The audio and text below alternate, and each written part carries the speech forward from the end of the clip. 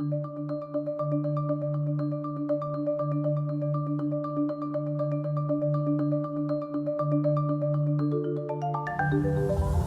Georg Church, professor of genetics at Harvard Medical School, working on technology development for reading and writing biotechnologies.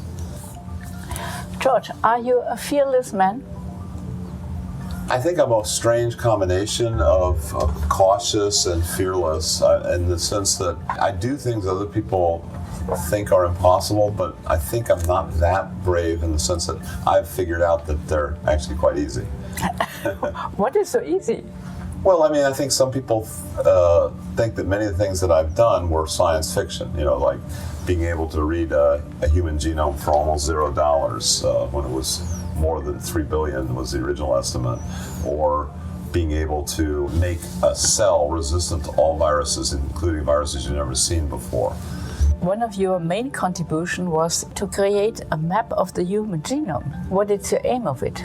My personal aim wasn't so much to generate a map of a human genome, it was to generate technology where you could do everybody's genome, compare them, look to see what DNA variations are associated with bad reactions with drugs, good reactions with drugs, diseases that are avoidable by genetic counseling and so forth. In addition to reading DNA and genomes, we'd like to be able to write it. And the reason we wanted to write it is therapeutics. Therapeutics is essentially not just observing, it's taking action.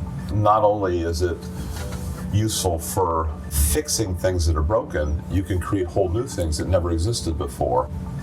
You create or try to create mini brains in your lab.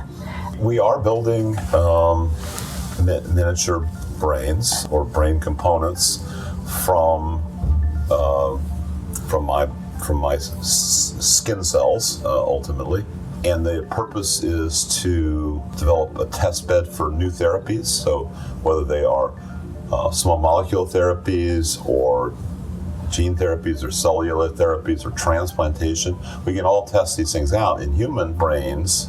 We have all these practical applications of the mini brains, but it is a strange feeling to look at your own cells outside of your body doing useful things. It is gratifying to see my own cells take on new forms. I would prefer to be around to see the world years from now.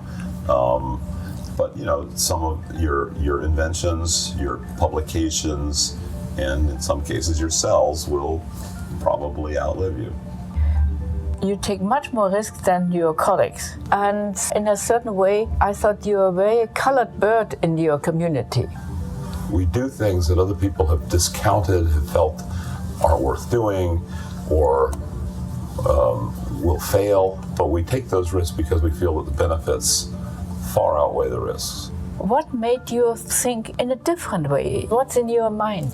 I mean, I think I've always been a bit of an outsider. As a youth, I had a few things that you might consider wrong with my brain. I mean, I was narcoleptic and dyslexic. Thing is, I knew that again and again that I was different, and that made me take certain steps to try to blend in some cases, or other times where I would just take advantage of the fact that I was different.